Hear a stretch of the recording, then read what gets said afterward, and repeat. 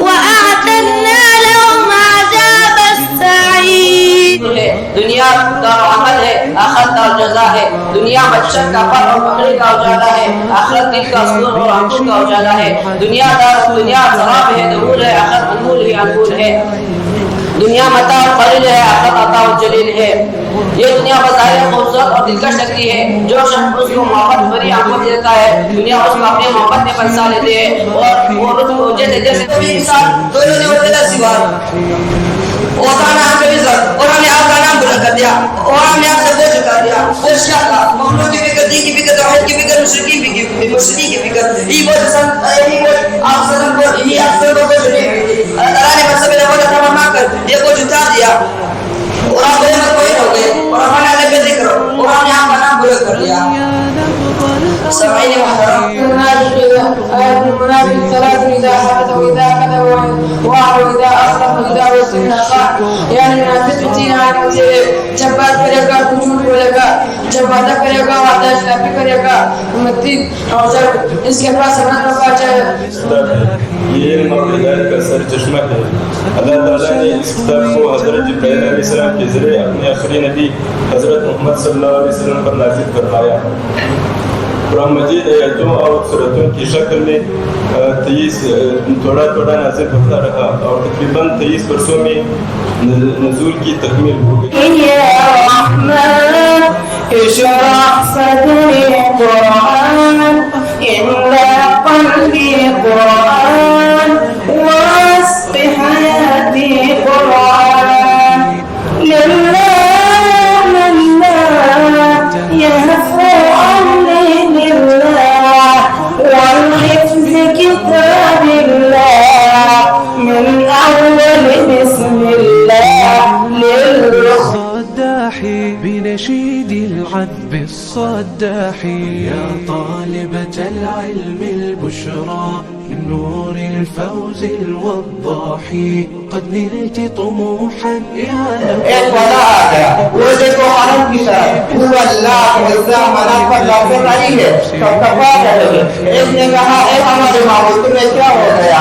آواز آتی ہے ایک والا آ گیا، ایک والا آ گیا. کسی کے در شہجانی بجتی ہے، کسی کے در ترانت دنیا کی ترانت بجتی ہے، لیکن وہ دیکھو آپ کی کر نوریوں کی صدر کی قیادت میں ترانہ گایا جا رہا ہے. ایک والا آ گیا، ایک والا. يعني كل من كان أعماله صالحة فهو يمر على هذا الصراط بسريعة، وكل ما ازددت من الصالحات ازددت ثباتا وسرعة، ولكن الذنوب والمعاصي تجعلك تمشي بطيئا. عباد الله، من الناس من يمر على هذا الصراط بسرعة البرق، ومنهم من يمر عليه بسرعة الريح، ومنهم من کہ یہ مرکز علم قرآن کا مرکز ہے، یہ مرکز علم نبوت کا مرکز ہے، یہ ادارہ تحریک اسلام کے لیے خالد پیدا کرے گا. تو یہ اپنے دعوے میں کتنا سے شامل کیا، اس کی طرف اپنے ذہن کو مقصود کرنا چاہتا ہوں. سامعین مکرم، دارالعلوم کی ابتدا ایک انار کے درخت کے سائے سے ہوئی. دارالدیوبند نے ایک صدی میں 90,000 علماء تیار کیے، 165 ملکوں کے شاگرد تھے. پورے ایشیا میں دارالدیوبند کے دینی، مذہبی، تعلیمی، تصوفی، تعلیمی، قومی، ملکی، اسلامی اور فنی خدمات ہر شہر، ہر قصبہ، ہر دیہات میں دن مسلم. جب ہندوستان میں حکومت کا طوفان تھا، شرک پر اجماع اس کو صدیق ذات خدا نے کہا، جس کو صدیق شیر خدا نے کہا اس کو صدیق سب اولیاء نے کہا. میں بھی کہتا ہوں صدیق ہے، جو نہ مانے صدیق وہ صدیق ہے. لوگ کہتے ہیں دماغ مست قلت ہے، علی کا پہلا نمبر، ان کا بھی پہلا نمبر ہے، مگر شجاعت میں، مگر صدیق کا پہلا نمبر ہے خلافت.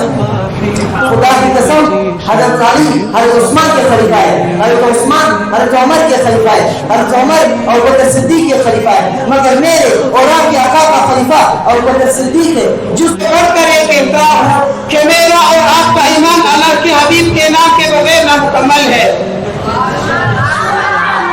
سامعین محترم، اللہ تعالیٰ نے اپنے کلام اقدس میں کئی بات رسول کو ایمان کا نشانی قرار دیا اور فرمایا وَأَطِيعُوا اللَّهَ وَرَسُولَهُ إِن كُنتُم مُؤْمِنِينَ.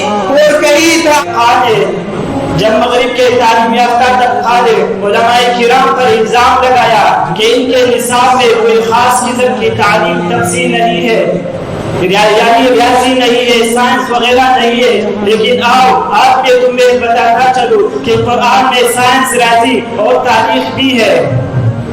قرآن میں جتنے علوم بیان کیے ہیں اتنے علوم دنیا سامعین محترم، تمام کائنات متوجہ تھے، تمام کائنات متوجہ تھی، آسمان منتظر تھا، فرشتے منتظر تھے، زمین منتظر تھی، دریا منتظر تھے، وادیاں منتظر تھے، وہ لبیب کب آئے گا، وہ حبیب کب آئے گا، وہ امام کب آئے گا، وہ حبیب کب آئے گا۔